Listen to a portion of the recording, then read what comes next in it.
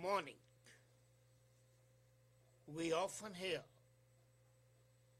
from Justin Trudeau, our Prime Minister, that he has great love for the middle classes and his aim is to improve the quality of life of the middle classes. Excellent. But then in case we look at the working of the government, and the government includes both the bureaucracy and the political leadership, we find that there is an evidence and a preponderant evidence that it's a ruling class that counts, not a middle class. The recent penalty imposed by Bermuda on a leading financial institutions is symptomatic of the disease that is eating into the vitals of the country. We saw that Sun Life was fined $1.5 million by the government of Bermuda. And the purpose was that they had not complied with the rules regarding money laundering, which is also used for helping terrorist activities. If you remember earlier, Manulife Bank was fined $1.15 million. Now, when these two major financial institutions have been fined, and we find the response of the government of Canada very passive, then something does trouble us. The government had set up earlier that an institution be set up to ensure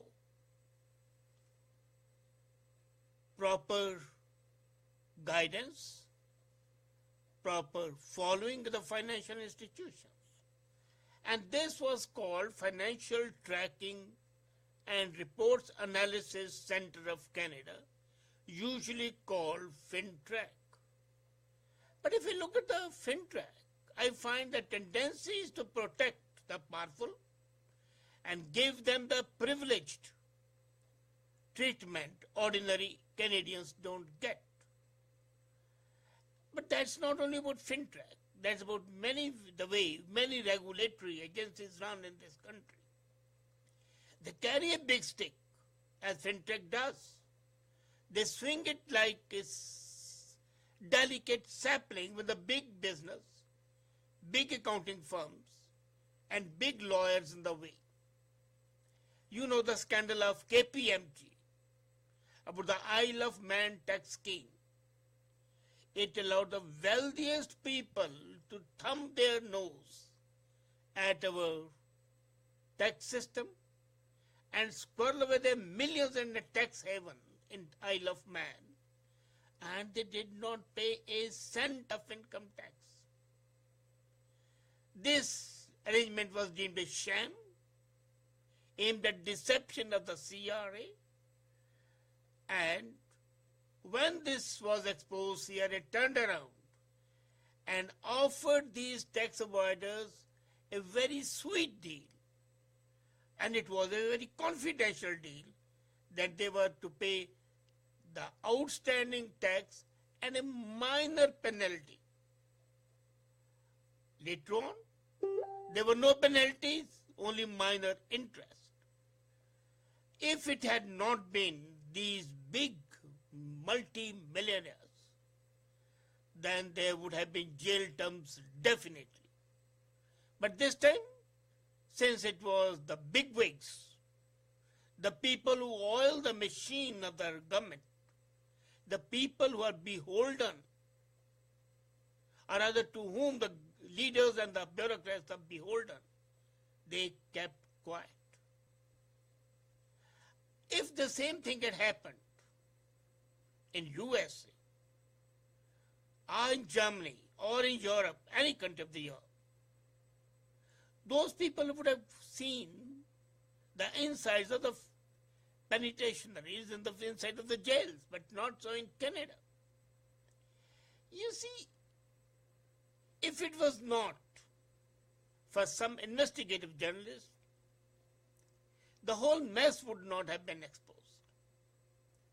It looks that the bureaucrats maintain their buddy-buddy relations with the accountants and the law firms, because quite possible they might be employed over there.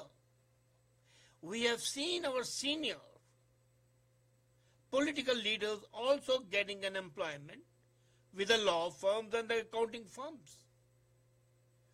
And what better to have a well-paid job after retirement with the same firms? So why annoy them? And the political leaders are dependent on them for funding all the time. Funding directly or funding indirectly. You know, Fintrac has been operating very obscurely in the country for many years. And it's not doing a good job. In USA, the talk of such action, violation of such law is taken very seriously. If it had been Sun Life and Manulife in USA, they would have faced massive fines, public embarrassment, and damage to their reputation. But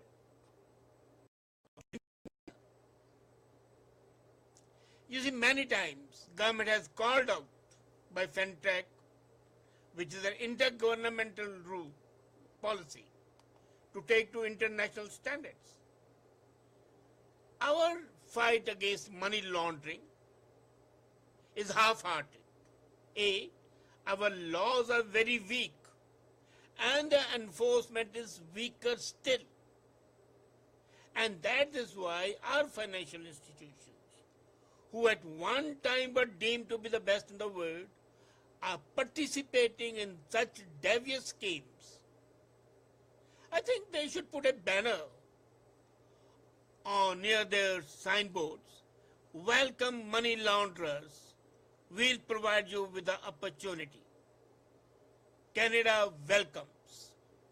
Or hashtag "Welcome to Canada, all the money launderers." Because nowhere in the world,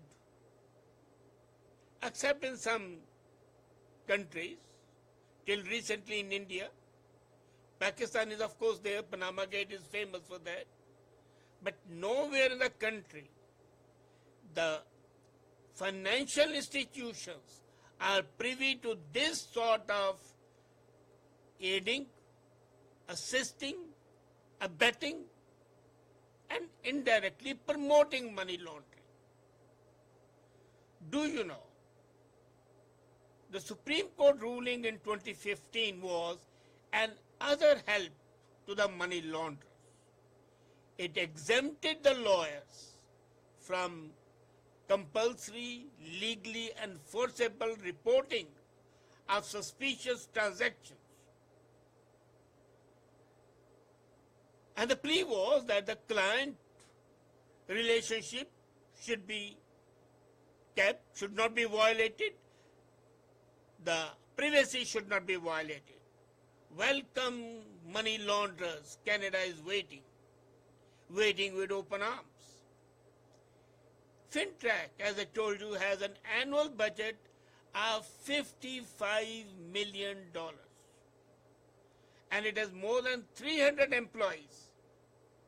They inspect casinos, banks, real estate brokers, foreign currency dealers, and everything.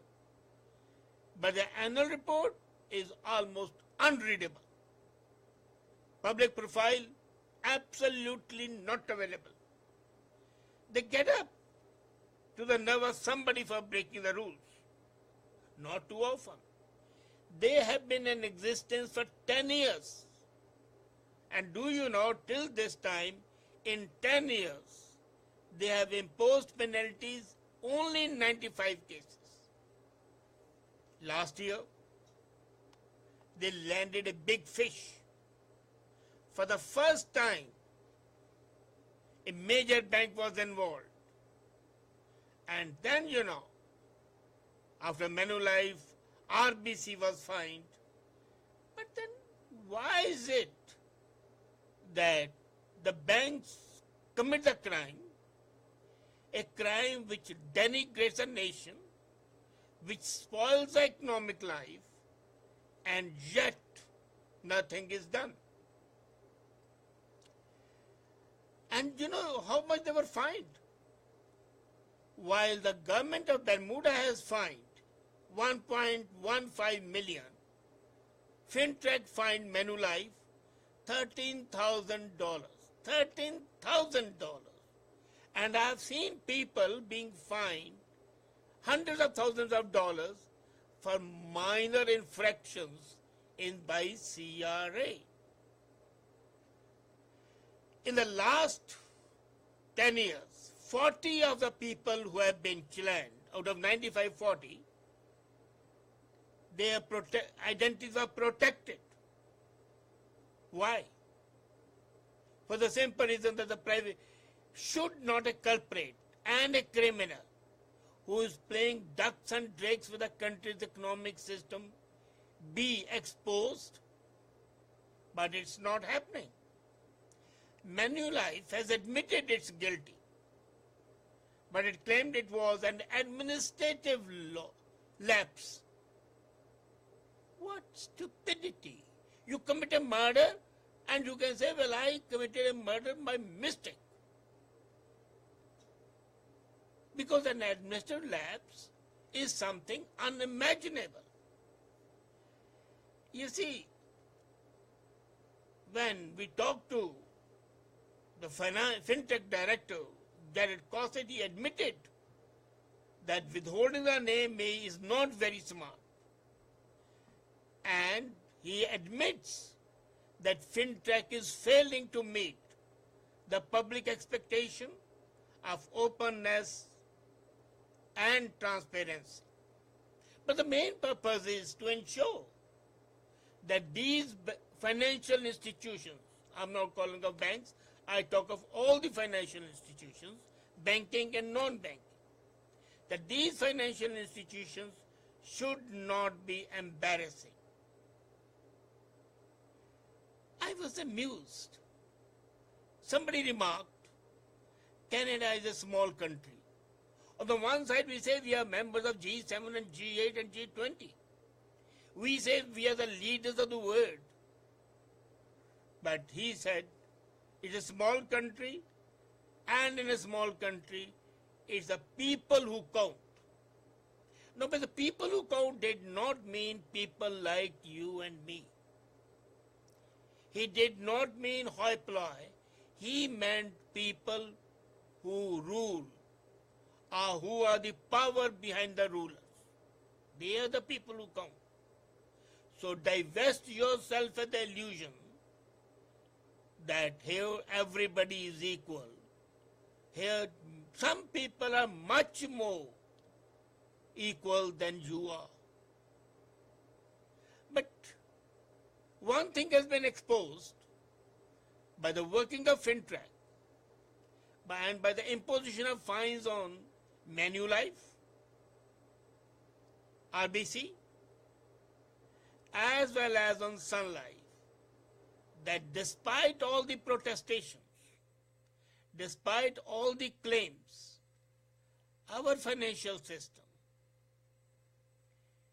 is rotten. Maybe not rotten to the core, but it's rotten at the core. We need transparent, open system of financial management. Financial transparency is the most important one, and we are failing in that. You see, when we are fiscally not clear and not transparent, and that means that there is something definitely wrong with the system, and that systematic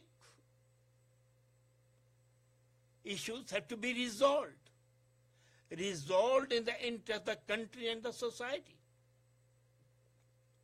Otherwise, as somebody very facetiously said, welcome to Canada, all the money launderers. We welcome you along with the refugees. How about saying, welcome crooks, welcome saboteurs, welcome money launderers, welcome black martyrs. Here is a heaven for you. Make it your haven and make it your heaven. Choice is yours. Thank you.